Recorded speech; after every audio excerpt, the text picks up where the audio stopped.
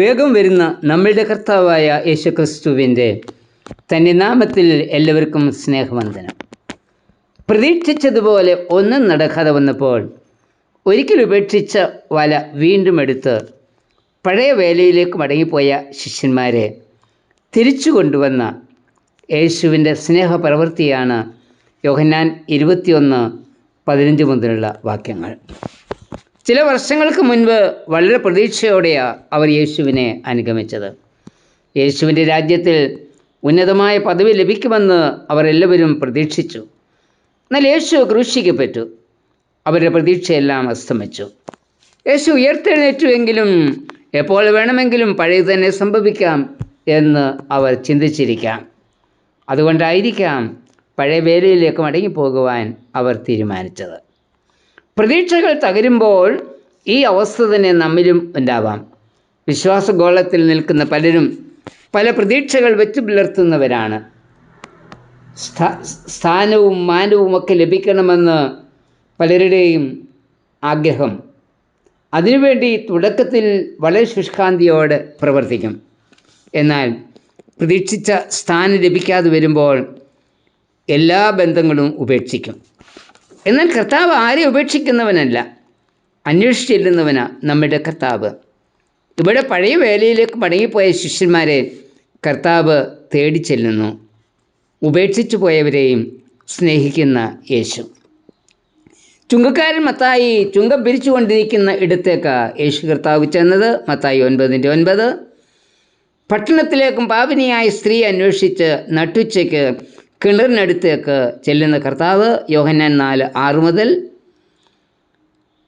മകൻ്റെ ദാഹം അകറ്റുവാൻ ഒരിറ്റു വെള്ളമില്ലാതെ മരുഭൂമിയിൽ നിലവിളിക്കുന്ന ഹാഗാറിൻ്റെ അടുത്തേക്ക് ദൂതനെ അയക്കുന്ന ദൈവം. ഉൽപ്പത്തി 21:17.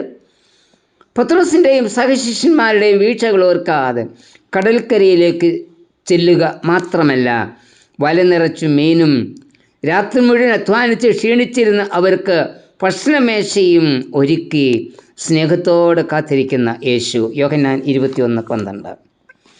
ചിലപ്പോൾ നമ്മളുടെ അധ്വാനം ഒന്നും ഫലിക്കാതെ വന്നേക്കാം. ഒരുപക്ഷെ നേടിയെടുത്തതെല്ലാം നഷ്ടപ്പെട്ടു പോയേക്കാം. ആരോഗ്യം ക്ഷയിച്ചേക്കാം. ഈ സാഹചര്യത്തിലെല്ലാം കർത്താവ് നമ്മോട് പറയുന്നത്, ഞാനിവിടെയുണ്ട്, എന്നെ നിങ്ങൾക്കൊരിക്കലും നഷ്ടമാകില്ല. ജീവിതത്തിലെല്ലാം നഷ്ടപ്പെട്ടാലും എല്ലാവരും ഉപേക്ഷിച്ചാലും ഒരു പിതാവിൻ്റെ സ്നേഹവാത്സല്യത്തോടെ നമ്മളുടെ അടുത്തേക്ക് വന്ന് ആശ്വസിപ്പിക്കുന്ന നമ്മളുടെ കർത്താവ്.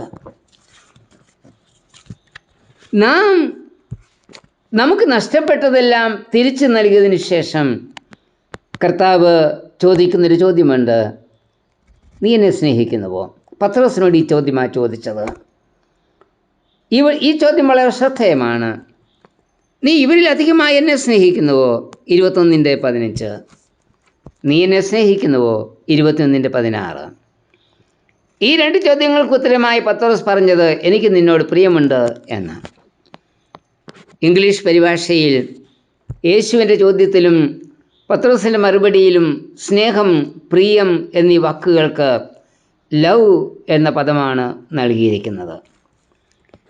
എന്നാൽ മൂലഭാഷയായ ഗ്രീക്കിൽ യേശു ചോദിക്കുന്ന സ്നേഹം എന്നതിന് അഗപ്പേ എന്നും പത്രോസിൻ്റെ ആദ്യ മറുപടിയിലെ സ്നേഹത്തിന് ഫീലിയോ എന്നുമാണ് ഉപയോഗിച്ചിരിക്കുന്നത്.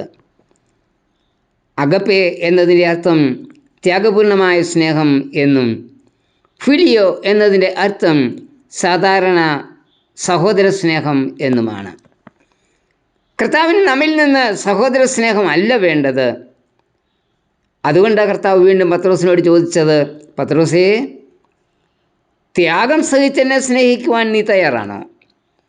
തുടർന്ന് പത്രോസ് നൽകുന്ന മറുപടിയിൽ അഗപ്പേ എന്ന പദമാണ് ഉപയോഗിക്കുന്നത്. അതായത്, കർത്താവേ, ത്യാഗം സഹിച്ചും നിന്നെ സ്നേഹിപ്പാൻ ഞാൻ തയ്യാറാണ്.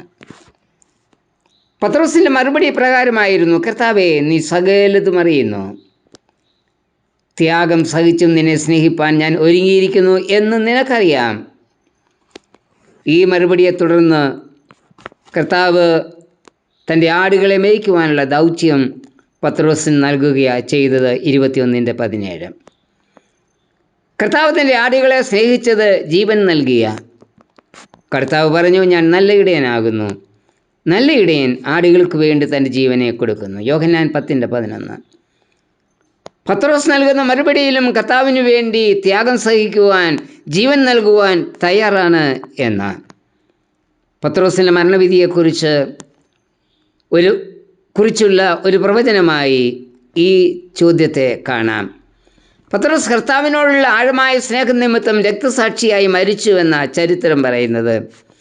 കർത്താവിനോടുള്ള നമ്മളുടെ സ്നേഹം അഗപ്പയോ ഫിലിയയോ? കർത്താവിനെ സ്നേഹിക്കാൻ ത്യാഗം സഹിപ്പാനുള്ള തയ്യാറെടുപ്പോടുകൂടിയോ, അതോ സാധാരണ ഒരു സഹോദരനെ സ്നേഹിക്കുന്നത് പോലെയോ? കർത്താവിനെ സ്നേഹിക്കുന്നത് ജീവൻ നൽകുവാനുള്ള തയ്യാറെടുപ്പോടുകൂടി ആയിരിക്കണം. അതിന് തന്നെ താൻ ത്യജിച്ച് തൻ്റെ ക്രൂശെടുത്ത് യേശുവിനെ അനുഗമിക്കുവാൻ തയ്യാറാകണം. കർത്താവേ, ജീവൻ നൽകി എന്നെ സ്നേഹിച്ച നിൻ്റെ സ്നേഹത്തിന് പകരമായി എൻ്റെ ജീവൻ തന്നെ തിരുമുമ്പിൽ സമർപ്പിക്കുന്നു. ആമേൻ.